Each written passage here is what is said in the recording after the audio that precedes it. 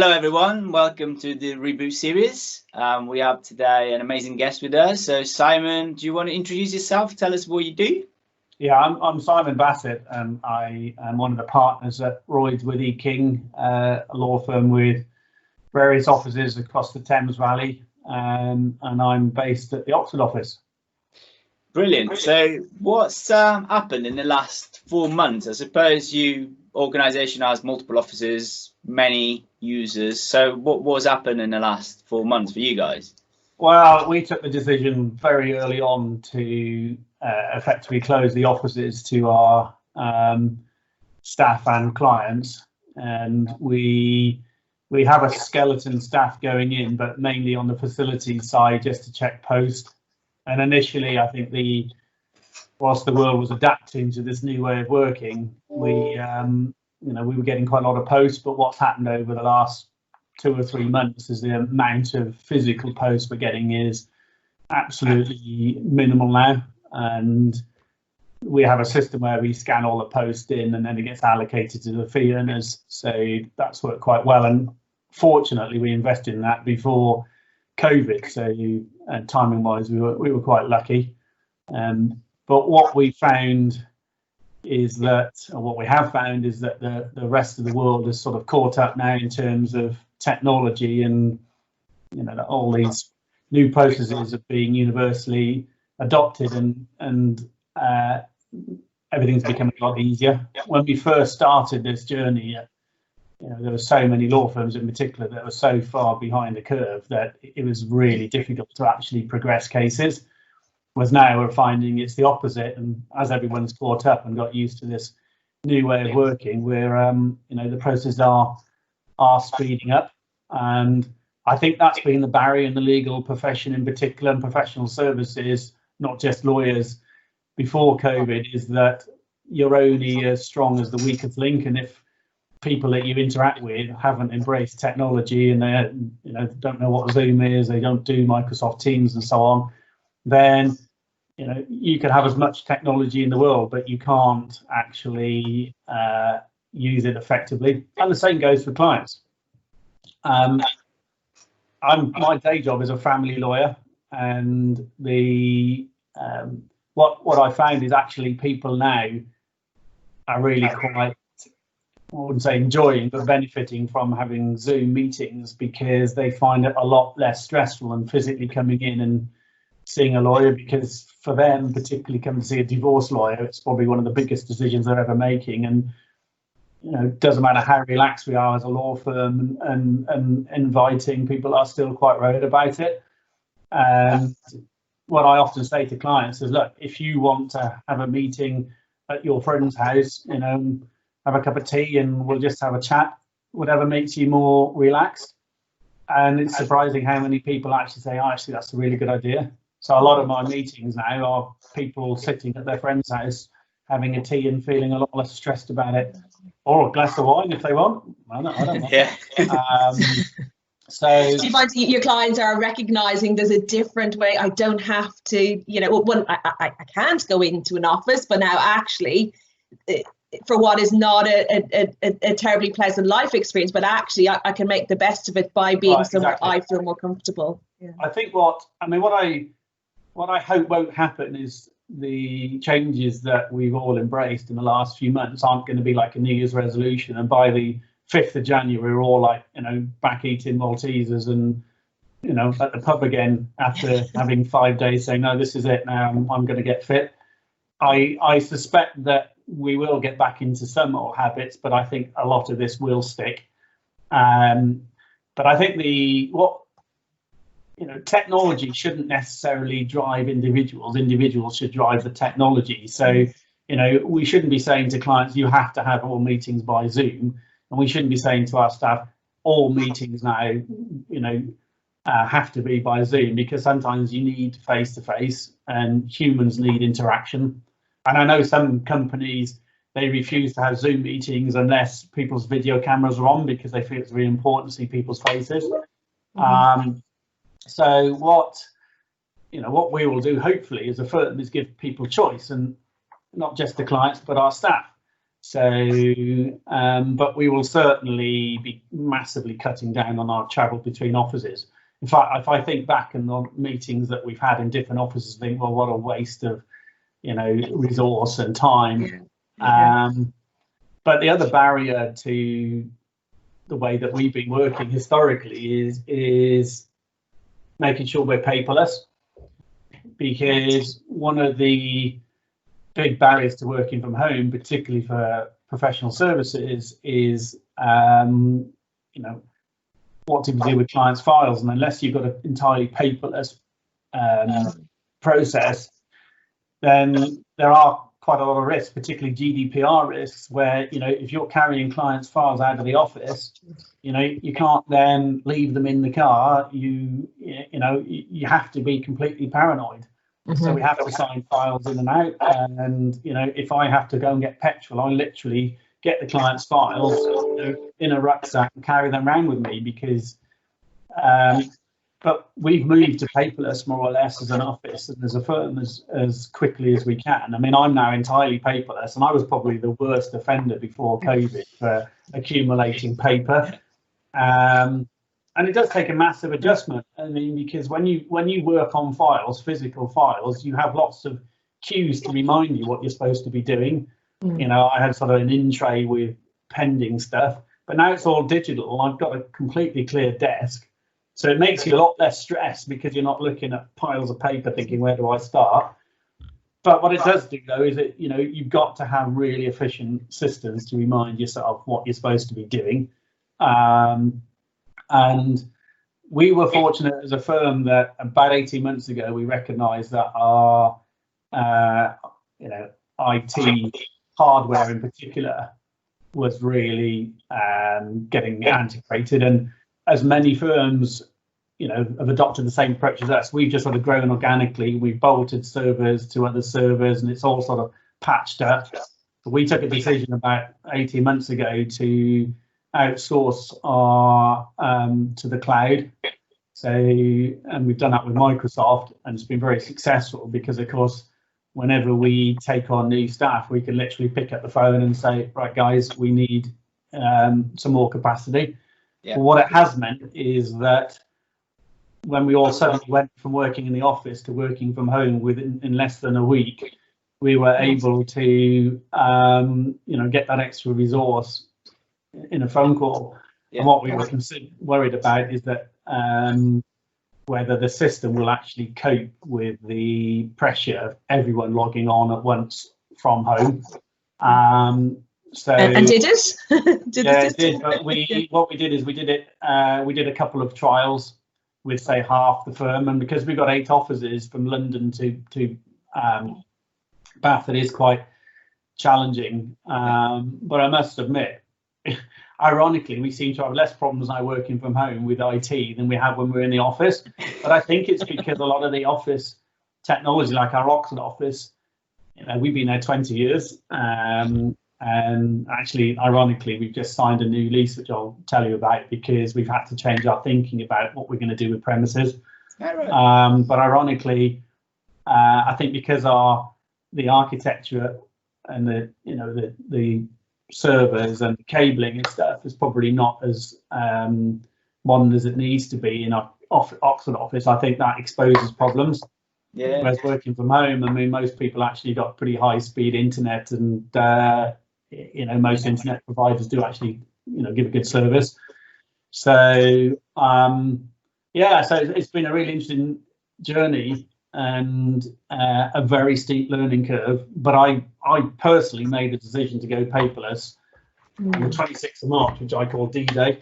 All right. So I've got paper files up till the 26th of March, and then everything else is digital. And it's now become second nature, and I'm actually quite frustrated I didn't do this sooner. And I always sort of I use the excuse I'm too busy to sit down to think about it. So what we did is we had a little sort of task force for the family team that I'm in, and then we said to them, right guys, you've got a week, put together some guidance notes, but make sure that they're understandable. I mean,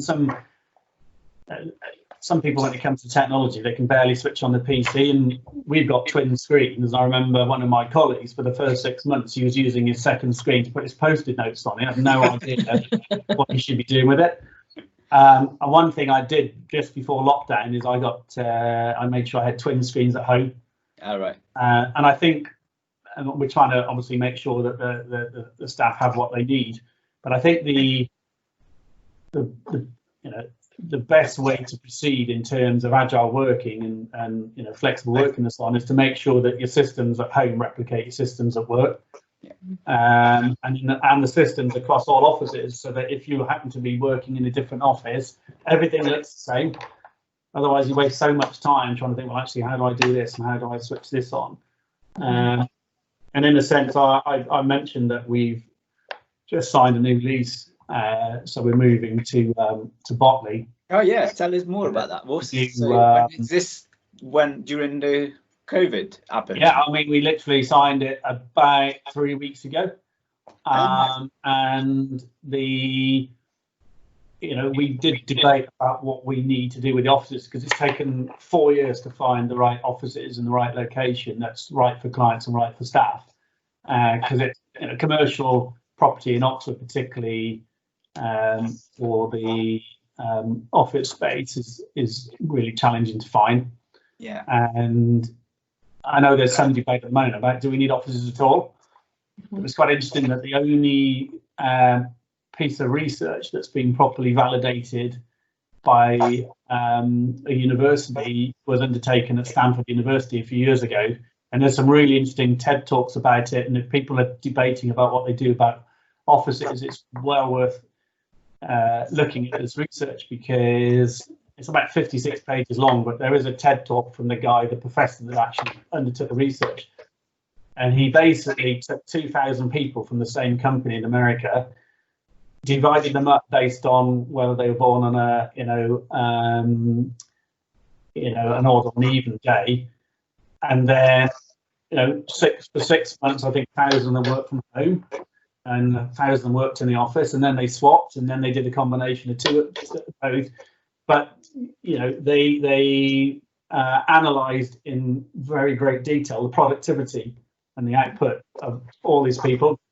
And what they found in a nutshell is that people that work from home permanently started off being really productive because they were getting less distractions and there was less stuff going on that like we'd get in the office. And then that started to reduce quite significantly, I think, when the novelty wore off. And I think we all feel a bit like that. Yeah. People working in the office permanently had pretty much the same output, whereas what they found is that by combining the two, working from home a bit and working from the office, it actually increased the productivity and stayed at a high level. Yeah, right. So, and it's the only piece of research that's been properly validated, and it's really interesting to read. If you don't mind sharing that, we'll put it with this podcast, and it's interesting, and it's been quite helpful for those who are in the same position as us and what to do about offices. And I think there is a temptation to overreact as well. I mean, we were quite fortunate that we had a really good opportunity. But what we decided to do is that the building that we took over, we could have had potentially 3 floors. We decided to go with 2 floors. And in fact, we thought we would probably need 2 floors before even the lockdown occurred.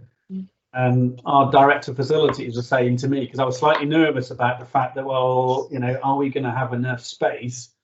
And she kept saying to me, you have no idea how you're going to work when you're in a new office with new technology. And this is before the lockdown. This is before we all had to do, agile working. And of course, she's now saying to me, well, this is what you're now doing is what I thought you'd be doing in new offices, because I had, I don't know how many meters of filing cabinets with all my files on. I won't need them. Yeah. So, yes, your space gets smaller, doesn't it? If you don't need all that storage, you've digitalized all your storage, right? It automatically, yeah. So I've gone from actually worrying that we weren't getting enough space to, and this was before COVID, to actually now recognizing that I think we've got it spot on.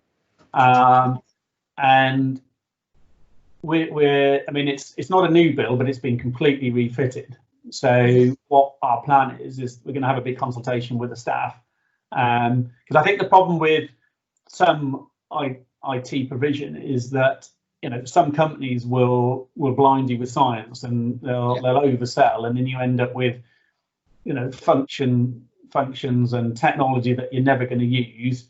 You know, it scares the life out of, you know, people like me that aren't, well, actually I'm okay with IT, but I've got lots of colleagues that, you know, really struggle with it. And if you give them anything too challenging, so, you know, I think the key is for us to listen to the staff, understand how they want to work, rather than imposing on them what they should be doing.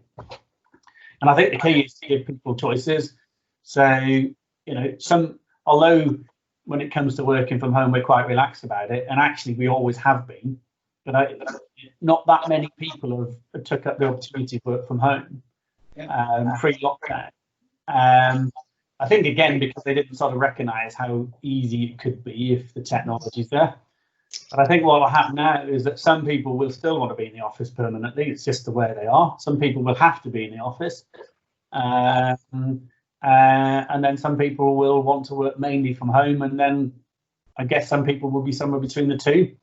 So what we feel is really important with the new office is that, you know, we don't necessarily have to have the latest gadgets and the, you know, the most high tech equipment, but what we want is equipment that works, that's robust, and, you know, people can make their own decisions as to how they want to work, and the technology won't let them down.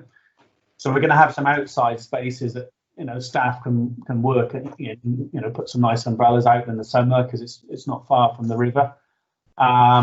So our plan would be that if people just want to get up from their desk, you know, take their laptop and work outside, they can do it without any of the technology breaking down. Yeah. At this moment, we have open plan, which I think is really important.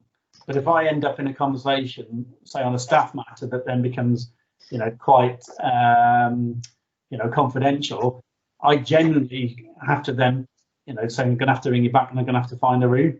Yeah. Whereas what I want to do is I want to be able to say, do you know what, I'm just going to wander off, you know, let's just chat about something else, you know, don't need to hang up. I'm just going to wander outside or go to a meeting room, and I want to be able to pick up the kit. So I want the phone to be linked to the laptop, you know, and everything, you know, integrated. You know what, if I want to go and sit in the car, I can just carry on the conversation. If I got to go and drive somewhere, then, you know, then the car picks up the, you know, it's all doable. It's not, you know, for you guys, it's not that complicated. Yeah. But for us, we've over the years, we've invested in all sorts of technology that, you know, we've never used. And actually what's been letting us down is the basics, like losing the internet, losing the Wi-Fi, and actually just annoys people. And if you've got a stressful job, which being a lawyer is, and you're halfway through doing something and then you lose the connection, you know, or even do some work that you've just been working on for an hour, you know, it's really frustrating. So, but I want to be in a position where people can go from the office to the car to home, you know, and it's all, you know, integrated. That doesn't mean I want to encourage people to be doing all that and working all the time. It just means that when people choose that they want to work, whenever that might be, you know, the system's there for them. And some people want to work at different hours. If people have got children or, you know, they're caring for somebody, they may not want to work normal hours. So, or if they're doing work with an overseas client or an overseas firm, I just want to make sure that the system's there for them. And what we've now proved is that people can do this effectively, but at the moment people aren't moving really from home to office or, you know, via the car. So, you know, they're just used to working from home, and in a sense, home now has just replaced the office. What we want to make sure is that they can then divide their time between the two in a, you know, with a, you know, in a way that's not interrupted in any way. That's the plan. Fascinating. I think is you touched on, you know, agile working, and I suppose this situation has sort of made you guys, forced you guys to work in a different way that has always been available, but like you say, because you're too busy, you too concentrating on doing certain things, then you never think out of the box. So I think it was quite insightful to realize that actually now you're thinking about the culture, you're thinking about the way, the flexibility that the people will work. And like you say, I think the right balance is probably the best approach, because a lot of talks out there is about the office space is dead, and I think that's wrong. I think, like you say, to create culture, to create a right balance, you need to have the options, yes, to spend time at home with your family and maybe just have see your kids for breakfast, but at the same time, go to the office and have that 4 hours of compact concentration working. So it was really insightful. Thank you very much. I love the fact that you mentioned before that people think about if I'm investing in IT, like you're spending a lot on kit and technology that you may not use, whereas actually what you're looking at is how do I take a more people-centric approach to what is it that my employees need, what will my my clients need, or how will I interact with my employees, and approaching it from that way. I mean, that means you're going to get the things that you genuinely need to run your business, to keep everyone productive and working in the way that they want to work, and then ultimately serve the the needs of your clients as well. So I think it's a great way to approach thinking about how technology enables. I think what we've learned as well, and what I've certainly learned over the years, is there's a disconnect between the companies that we engage with that are providing us with a service, their understanding of what we do compared to our understanding about what they do. So all too often we'll end up sort of not so much latterly, but in the past, buying software and stuff, rolling it out to the staff, and the staff going, well, this is hopeless, this isn't going to work for us. And it's because we haven't taken the time to understand what the staff are doing. The company that we engage with hasn't taken the time to understand what we need. And I think it's about listening to people. So we've got to listen to our staff to understand how they want to work. I mean, fortunately, most of our senior people in the business still do the job, the day job. They're still lawyers, so we do understand it. But of course, from my perspective, what I've really caught up with is what is available out there in the software. Even little things like when we went entirely paperless, we started a sort of round robin exchange of emails about, well, what do people do to cut corners? So silly little example is very often clients will send me a photograph of their marriage certificate that I then need to send to the court, or they'll embed it in an email, and it's a nightmare then to extract that and time consuming and put it onto our case management systems.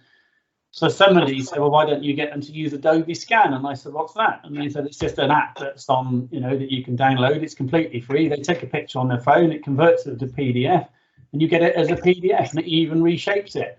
And it's so easy to use. And I thought, if I'd have had this 5 years ago or whatever, the amount of time we wasted trying to get clients to send things to us, and often they'll cut the corners off, and it's just a nightmare. So it's often the smallest things that make the biggest difference. And you guys, in the industry, are probably thinking, my goodness, I can't believe you don't know that. But you can't credit anybody with any intelligence when it comes to IT. You get the two extremes. You get the people that are all over it, and then you get people that barely understand how to switch their PC on and get massively frustrated when it doesn't work. So I think we're probably somewhere between the two, and for us it's got to be a simple solution, but I think this is about choice, and I think it's about choice for the staff and choice for the clients, and I hope that we can continue to give them the choice. And I'll give you a really good example. Before lockdown, I had a court hearing that my client had to self-isolate because he was concerned about a pre-existing condition. So this was probably February time. And and this was a divorce, and the wife's solicitor had to self-isolate as well. And we decided whether we could go ahead with this hearing. And we decided that we would, and we would do it by Zoom. And this was before it became the norm. Yeah. And before, you know, the rest of the world caught up. And so we tried it, and what I said to the client, and we all agreed, is that we would try it, and if it doesn't work, turns out to be a disaster, we will pull the plug and we will adjourn the hearing. We won't try and persevere, you know, and force clients into doing something that they're not happy with, particularly because my client was at home and I'm trying to negotiate a divorce settlement on quite a complex case. And I was thinking, this guy's going to be so stressed working, you know, being at home when we're in court dealing with all this case. And anyway, it worked really well, and we settled it. And I said to the client after the event, how did you find that? Were you really stressed? He said, you know what, it was completely the opposite. He said, I actually get on pretty well with my wife, or my ex-wife. And actually, that's most of the case I deal with. People get on, they just you know, drift apart. And he said, the thought of sitting in a courtroom all day, staring at my ex-wife, you know, even though we got quite a good relationship, would have put massive strain on us. And what people don't see when they see all these TV series about courts and stuff is the amount of time you're just waiting around, waiting for the judge, you know, waiting for the other party to take instructions. So my client said to me, it was fantastic because he could go off and run his own business and go for a walk or have a coffee, you know, whilst nothing was happening, and then we'd dial him back in. That was amazing. Yeah. And he was so less stressed about it. Now, some clients would hate that. Some clients would want to be there. But I think what we're now going to do is give clients the choice. And funny enough, I did some social media around this, and it was picked up by one of the national papers, and my client was interviewed in the end and appeared in one of the broadsheets, you know, before the lockdown, talking about his experience and how actually technology had helped him be a lot less stressed.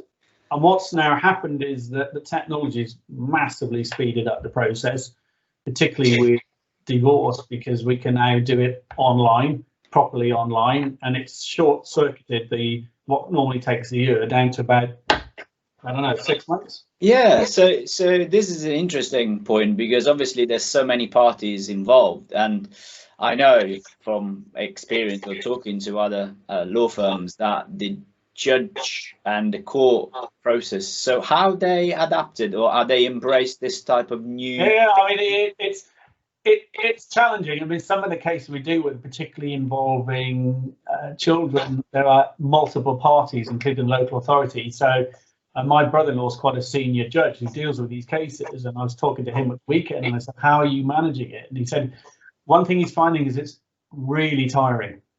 Yeah, it's much more tiring doing hearings on Zoom or Teams than it is doing it, you know, physically, because you've got to be 100% attentive, and you're looking around the screen, who's talking. And some of the cases that we deal with, I mean, there's maybe 4 barristers, the judge, 4 clients, or more than that sometimes, and then the experts. You could have 12, 15 people. Yeah. And we probably all found, even when, you know, we're having our own Zoom meetings and stuff and team meetings, that when you get beyond a certain level, it actually does become quite challenging. I think Zoom and Teams work brilliantly when there's sort of 4 or 5 people, but it is more difficult. And I think part of it is the etiquette, you know, how people deal with it. And dealing with my parents is hilarious because, you know, they just don't understand it, and they're, you know, half the time they haven't got the microphone on, and then they turn the microphone on, and then they turn the screen off, you know, and I'm permanently looking at the top of my dad's head while he's trying to fiddle with the system, you know, and they're talking over people, and then they're on the phone and they're talking, you know, and they just don't understand that actually nobody can carry on the conversation because you know, they haven't muted. So I think that's getting better. I think people are actually getting used to the processes and the systems and the etiquette around it. But there are certain court cases in particular that, you know, you couldn't replace with Zoom. long term. And particularly when you're giving evidence, you need to, see how they're reacting.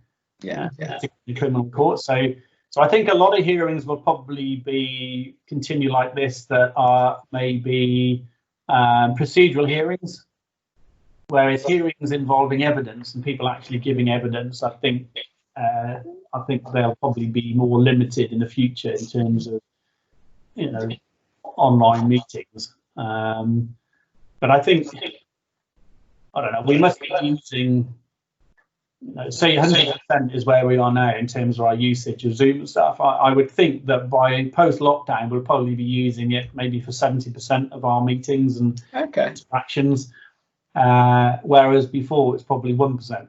No, the nice thing is now I can ring up some, colleagues in other law firms and say, let's deal this by Zoom. 2 minutes later, you've got the meeting invite, and then you're on it. Whereas before, it would take them, 5 hours to work out how to do it. They'd probably have to get the secretary to do the meeting and stuff, and then you think, I'll just phone in. So, it is so much easier, and people know what's going on, and there are so many different platforms as well. But people are just getting used to it now. But okay, so overall, is everyone is adapting. That's fair to say. And I think from such a in industry where like you say, judges and parties have always been different. There's so many parties involved. I think it was difficult to just get everyone on the same technology and on the same footsteps in terms of what they needed to do. But I think this situation has forced people to get on with it and learn new ways of dealing with it. So but this is all fascinating, and I think we can talk for hours about this. So I'm a lawyer, I can talk forever. I think we better wrap it up. But I mean, in terms of one last thing, is if you could rewind and go back, what would you change? What would you done different? What you mean during the lockdown period, or? Yeah. What have you learned now that you wish you'd known maybe 4 months ago? That's a really good question. I don't know. It's. I think you can spend your whole life looking back and thinking, I've only done this. I tend to be sort of, I tend to look forward, not backwards. I don't think we have necessarily. I don't think I would probably change our approach in lockdown, because I think actually it's been quite effective. I think what frustrates me is why we as a firm and as businesses haven't done this years ago. That's my biggest frustration, is I can't believe. I mean, this isn't new technology. The stuff that we're using isn't new technology. I mean, Zoom has been around for a while. It's just that nobody heard of it. All this kit and tech capability is always, well, not always been there, but it's been there for donkey's years. We just haven't really embraced it because we haven't really understood the benefits of doing so and given ourselves the breathing space and the headspace to actually get to grips with it. That's my regret. Is we should have done this earlier. What I'm pleased about is that we've spent the last 3 or 4 months really understanding, certainly what the near future is going to look like, and it will hopefully mean that we're going to make less mistakes when we kick out the firm. And because people have sort of said to us, I can't believe you're getting new offices. But I think it is important to have offices. But it's what those offices are going to look like. We certainly don't need the same space that we had historically. That doesn't mean that we want to cram the staff in. What I mean is, if we don't have to have all the storage and stuff, that's the space we can save, and then we can move, turn that over then to breakout areas. And also, I think some firms, particularly smaller firms, they won't be able to afford to continue with offices. And I know at least 2 firms that aren't going to renew their leases. They're still going to need places to meet clients. They're still going to need spaces, and that's what we want to do with the new offices, is have an agile office. We can actually say to our clients and businesses that we work with, if you want to come in and have meetings at our place and use our technology, absolutely fine. So we need technology that everyone can use. So there'll always be a place for offices, but it'll be different. I love that phrase, an agile office. I think it's great in reimagining what the office will look like in the future. Yeah, because I think people think agile working is working from home. That's not agile working is. Agile working is that, to me, is giving people the tools they need to work in a way that they want to work. Whether they want to work, you know, from the office, from home, in the car. You know, some people might want to take an extended weekend quite regularly and say, look, you know, we'll go down to Cornwall on the Thursday night so we avoid the traffic. I'll work all day Friday, you know, and then we're there ready to go, you know, and enjoy the sea rather than going down on a Friday after work. Why can't that's agile working? Yeah, absolutely. You want to sit at the top of Mount Snowdon working. This isn't about encouraging people to fill their lives with work. It's actually, you know, allowing them to work in a way that suits them. Yeah. Brilliant. Okay. Well, thank you very much for your time, Simon. No, pleasure. Lovely to see you both. And I'll speak to you soon. All right. Take care. Cheers.